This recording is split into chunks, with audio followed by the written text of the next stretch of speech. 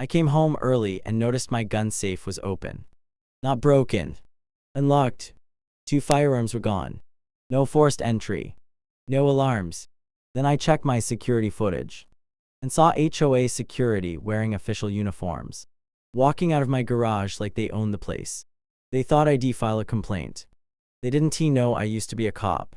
What I did next ended their entire operation. I wasn't supposed to be home that early. The meeting across town wrapped up faster than expected.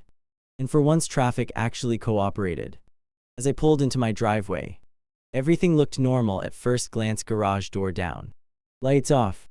Neighborhood quiet in that eerie midday calm HOAs love to brag about. But the moment I stepped inside, a feeling hit me that I hadn't felt in years. Not fear. Not panic. Just a sharp, cold awareness that something was wrong. The air inside my house felt disturbed, like someone had passed through and tried too hard to leave no trace. The door from the garage into the house was closed, but the handle sat at a slightly different angle than I always left it. Most people wouldn't notice that. I did. Old habits don't die when you've spent years walking into scenes where tiny details tell the whole story. I stood still for a second, listening. No footsteps. No voices. Just the hum of the refrigerator and the faint buzz of the security system. I moved slowly, deliberately, not because I was scared, but because rushing makes you miss things. In the hallway, I noticed faint scuff marks near the wall, like boots had brushed against it. HOA guards wore boots, heavy ones. That thought stayed in the back of my mind as I reached the room where I kept my safe. I already knew what I was going to see before I touched the handle. The safe door wasn't blown open. It wasn't pried. It wasn't damaged at all. It was unlocked. That's the moment everything clicked into place. My pulse didn't spike. My hands didn't shake. Instead, my mind went quiet, the way it used to before interviews and arrests.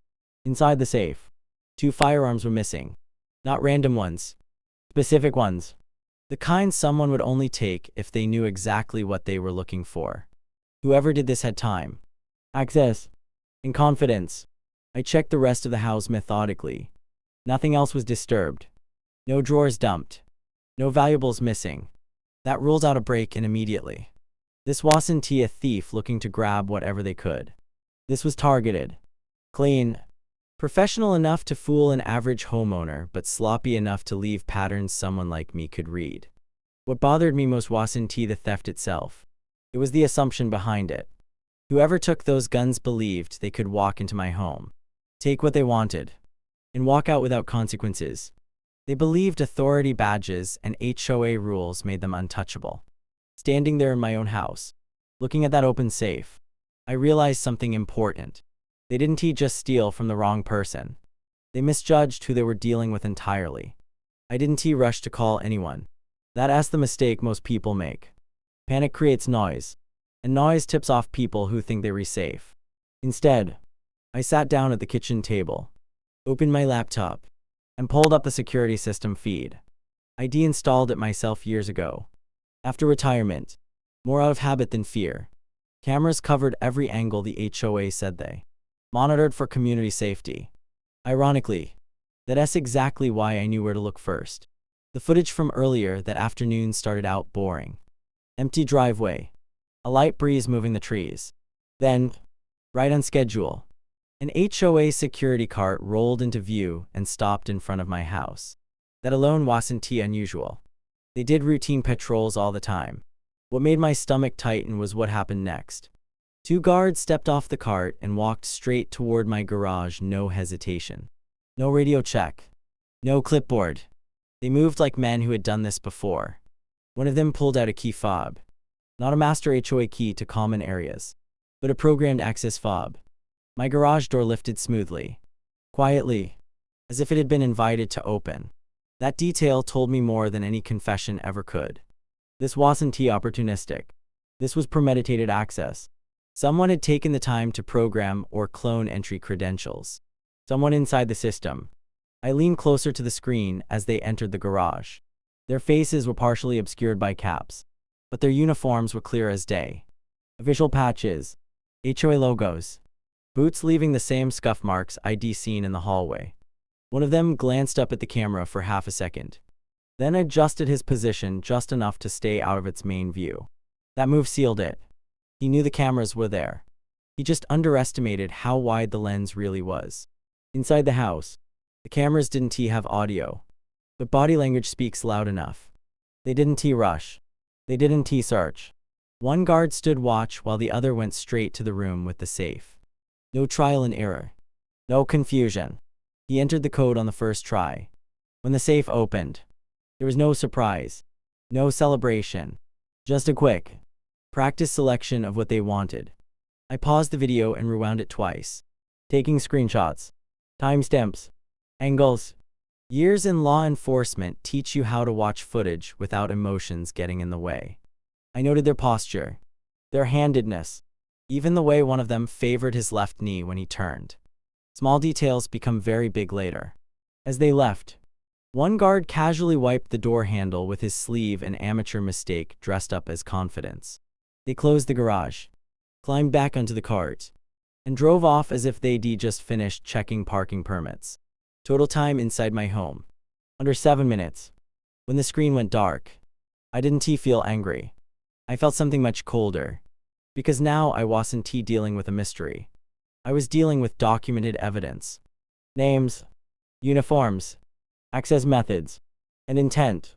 And the people on that footage had no idea that every step they took had just been turned into a case file, one I knew exactly how to build.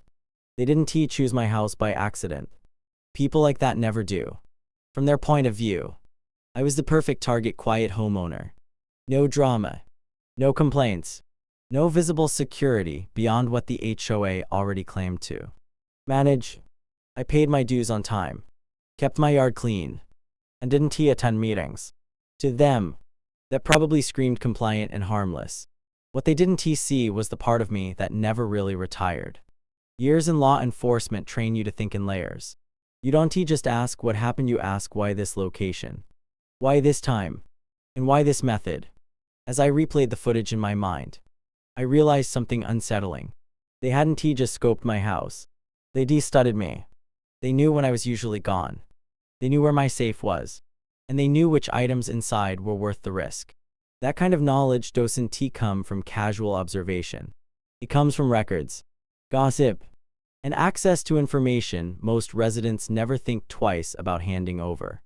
HOAs collect everything: schedules, emergency contacts, even notes about who owns firearms. For community awareness. I'd seen it before, back when I was still on the job. Power attracts shortcuts, and shortcuts attract abuse. These guards weren't freelancing criminals. They were abusing institutional trust. They assumed that the uniform alone would protect them if anything ever went wrong. And they assumed I wouldn't know how to fight back without making noise. That assumption was their biggest mistake. What they didn't know was that I could see the structure behind their confidence. I recognized the signs of an internal operation: shared access codes, predictable patrol windows, and a belief that oversight was non-existent.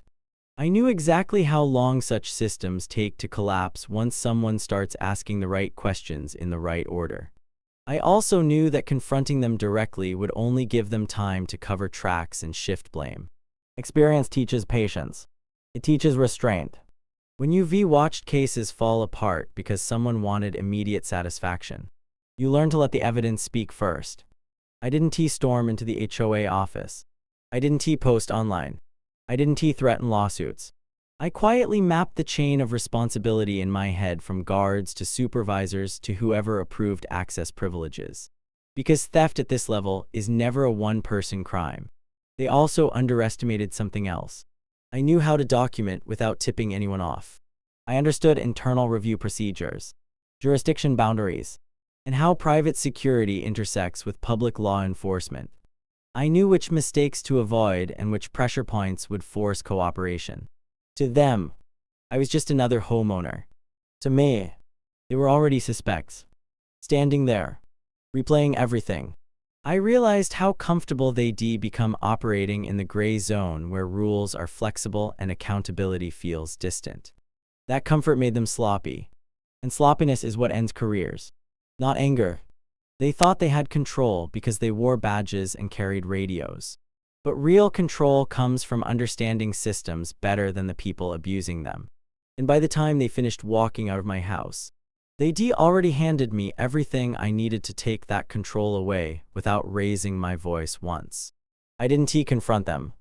Not right away. That's what they expected, an angry homeowner. A heated argument. Maybe a complaint filed with the HOA board that would quietly die in a committee meeting.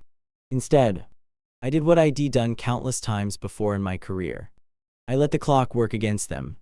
The first thing I did was secure my house exactly as it was. I didn't touch the safe. I didn't clean anything.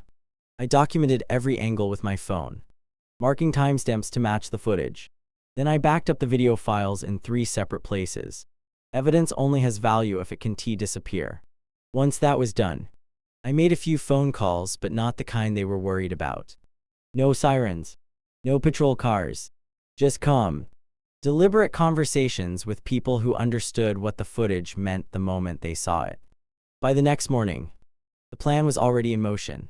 I knew the guards' schedule, because HOA patrols are predictable to a fault. Same routes, same shift changes, same sense of routine that makes people careless. I also knew exactly when supervisors would be present and when they wouldn't. Timing matters.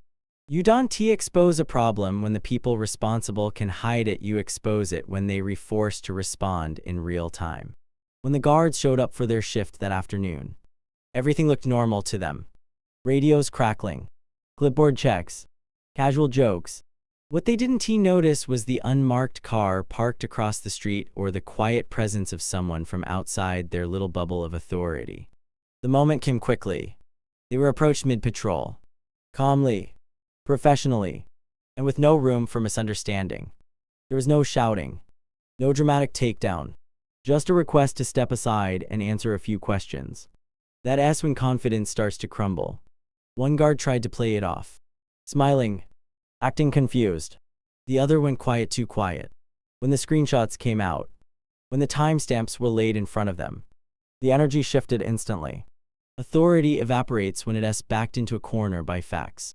Their radios were taken. Their access cards were confiscated on the spot. Supervisors were called. Then supervisors above them. Suddenly, the same system they'd been exploiting turned inward, demanding explanations they couldn't provide. Within minutes, the story they'd rehearsed for months collapsed under the weight of clear evidence and precise questions.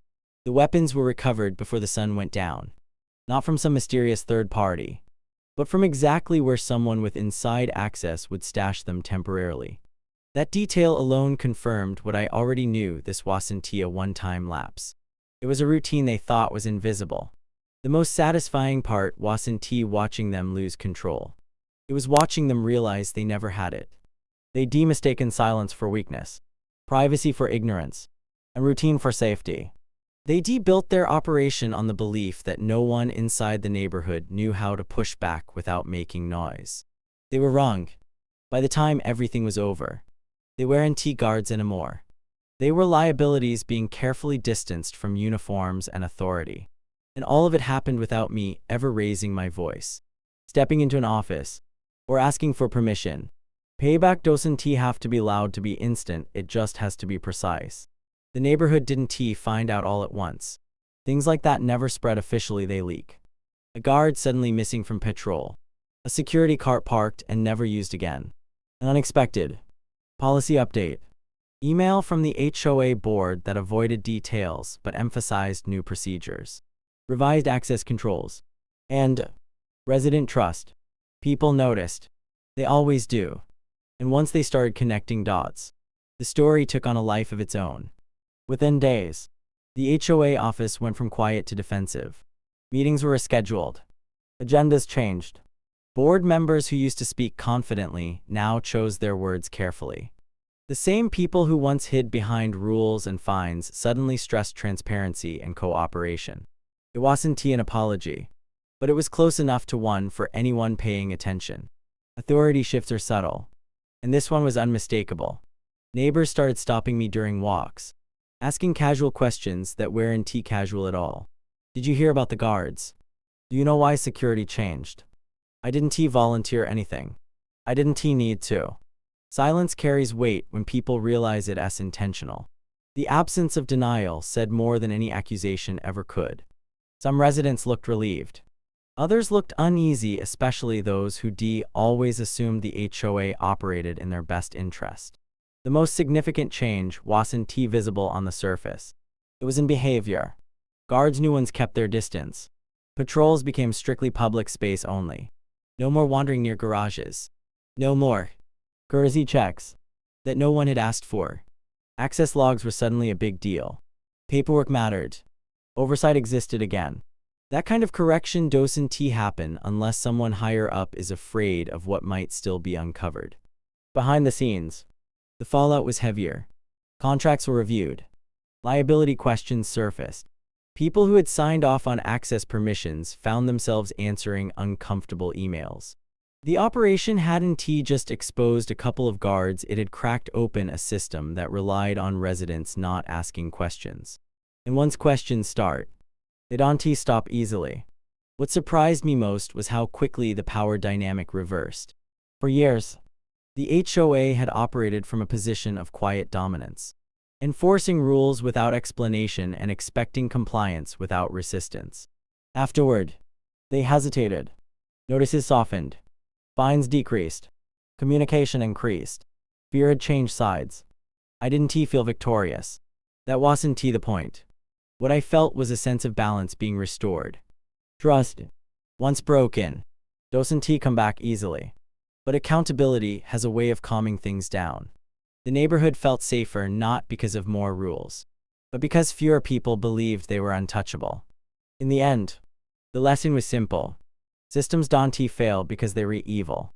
They fail because no one thinks to check them. The guards thought uniforms protected them. The HOA thought authority insulated them. Both were wrong. And every time I walk past that quiet, orderly street now, I am reminded of something I learned long before retirement. Power only works when people believe it can be challenged. Once that belief is gone, everything changes. If you want to hear real stories about HOA abuse, hidden power, and the moments ordinary people finally push back, make sure you subscribe right now. These aren't rumors or recycled internet drama. They are the kinds of situations that can happen in any neighborhood. To any homeowner, when authority goes unchecked, hit subscribe so you don't miss the next story. Because the next time, it might sound unbelievable, until it happens to you.